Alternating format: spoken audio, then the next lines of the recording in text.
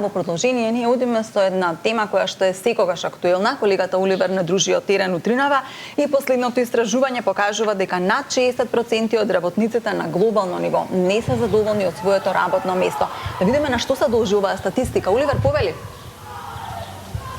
Така, добро утро, Елена, повтор пат ово утро, добро утро и до сите гледачи кои ништо подоцна се вклучија со нашата утринска програма. Токму така како што споменете во самата најава, ова вторниковско вклучување го посветуваме на доста актуелна, но би можел да кажем и доста значајна тема, тоа е среќата на работното место. Работното место не е како втор дом и затоа особено ни е битно да бидеме среќни и задоволни на истото, бидејќи најчесто неголемиот дел од денот го поменуваме токму на работното место, но иако постојат статистики спроведени од меѓународната невладина организација Галуп дека над 60% од светската популација за жал се незадоволни од своето работно место, па поради тоа и во ова вторниковско вклучување ќе го поставиме прашањето зошто е ова вака и дали среќата на работното место зависи од работодавачите, од работните услови или пак за истата сме виновни самите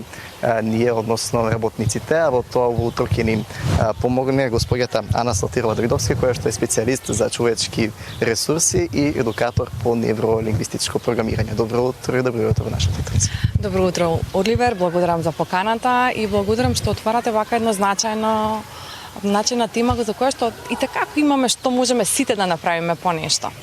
За почеток на овој разговор, каде би можеле да се бараат причините поради што многу од нас се чувствуваат несреќно и незадоволно на работното место? Па би било крајно неодговорно да кажеме дека некој друг е одговорен, тоест да впириме прста да кажеме дека компанијата е одговорна, директорот е одговорен, менаџерот е одговорен, тимот е одговорен, а би било крајно нефер да кажеме дека немаат никаков удел. Така да и ние си имаме место под сонцето, тоа што и наша одговорност како работници е да си ја бараме среќата, но од друга страна одговорноста на компанијата е да креира услови во кои што ќе може работникот на крај на денот да го даде најдоброто од себе. Го спомена Галуп. Искрено јас сум голем поборник на оваа тема и е голем фокус во моето долгогодишно искуство во HR професијата од една страна и од друга страна, кој што спомна во контекст на обуките. Алармантна е состојбата заради тоа што ти малце поблаго ја представи, не е 60%. Ако земеме на глобално ниво, 23% од населението е посветено, тоа значи доаѓаат на работа, се среќни, сакаат да го дадат она што треба. 63% се отприлика вработени кои што ги викаат пасивни вработени, им се дели денот, работниот ден пред и по пауза. Значи доаѓа, прави чек-ин, што ќе јадеме, кај ќе одиме, што мора да се заврши. Другиот дел се активно непосветени, тоа се некои 14-15% што остануваат. Они не само што се несреќни на работа, они својата несреќа сакаат и да ја споделат со другите. Тоест сакаат да ги убедат како тука не чини, како ова не е добро, како она не е добра. А во Европа статистиката е уште полоша. Само 13% се посветени, тоест доаѓаат среќни, 73% се пасивни и оние отприлика што не остануваат се несреќните. Така да имаат направени математика. Што значи, не само што веќе добросостојбата ја зборуваат во контекст на да бидат среќни вработените, него таа многу чини. Значи, САД ја чини 9% од бруто домашен производ во 24-та. А кај нас е полошо, зашто бројките на непосветеност се повисоки. Така да процентот е веројатно и поголем. Кај нас не правиме такви статистики, така да од таа гледна точка и така како е важно да се работи, на нас како работници ни е важно за да можеме да бидеме среќни, како што поменуваме многу голем дел од нашето време на работа и е стварно важно за мене, јас исто ценам да ми биде убаво на работа.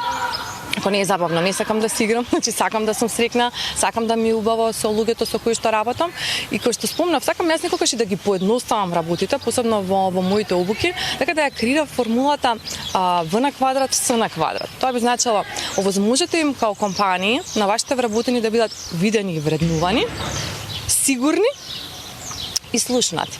Кога овие 4 елементи не достигаат, се јавува и несреќа и незадоволство на работа, а таа е скапа.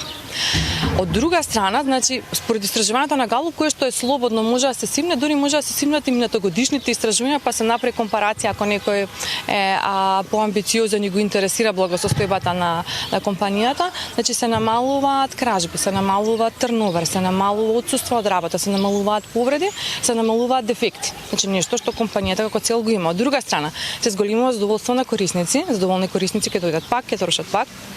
Се зголемува продуктивност, се зголемува продажба, се зголемува што нешто имаше што се зголемуваше, ама и само овие да се зголемуваате повеќе доволно, што не е фокус.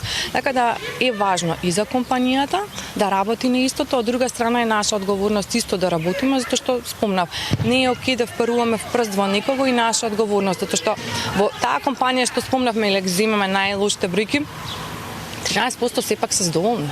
Значи има нешто што прават. Прашањето е како да ги анимираме оние во средната група.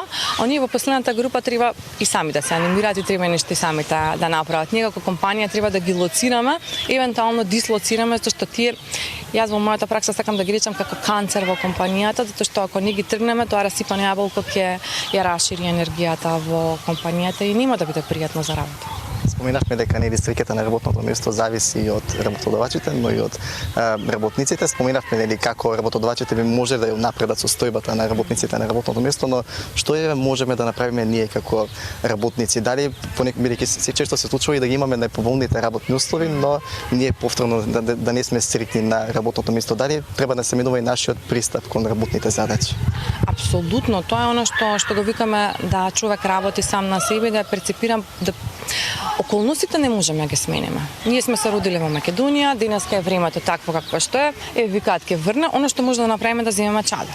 Така да, нашата перцепција на околностите што се случуваат и така како зависи. Јас можам да одлучам да цветам и во не толку идеални услови и да го земам оно што е најдобро од таа околина, тоа е моја лична перцепција и мој личен избор. Затоа е покрена в кампањата личен избор кој што има две крила и што одговараат и во контекст на ова прашање, тоа е што е добро во оваа ситуација или е благодарноста од една страна, од друга страна е размислување во духот на како може, а не зошто не. Така да, ако сме веќе во оваа организација, во моментот немаме услови или не сакаме или која год да е причината, да искористиме најмногу што може и ние да се дадеме најмногу со тоа што реципроцитетно и ќе добиеме во голем контекст најмногу.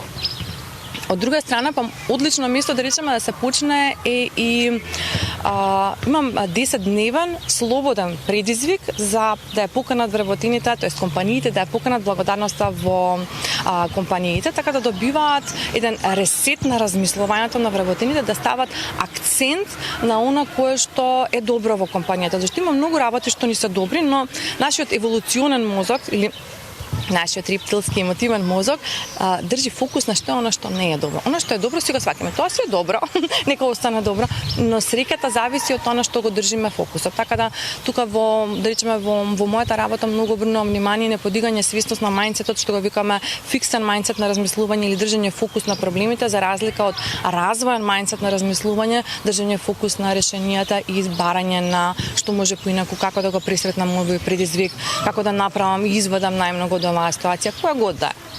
Репрограмирање на мозокот за да можеме и во најлошите работни услови да бидеме нешто добро и да бидеме успешни и продуктивни се како среќни и задоволни на работното место. Ние имаме уште многу да разговараме, за жал тоа времето не ни го дозволува, па еве да оставиме нешто за следниот разговор кој ќе малку подетално ќе поразговараме и за самата среќа на работното место, но и за вашите работилници кои што ги организирате секоја година, а ние Елена и Иван во оваа прилика би се одјавиле со последното вклучување во живо за денес.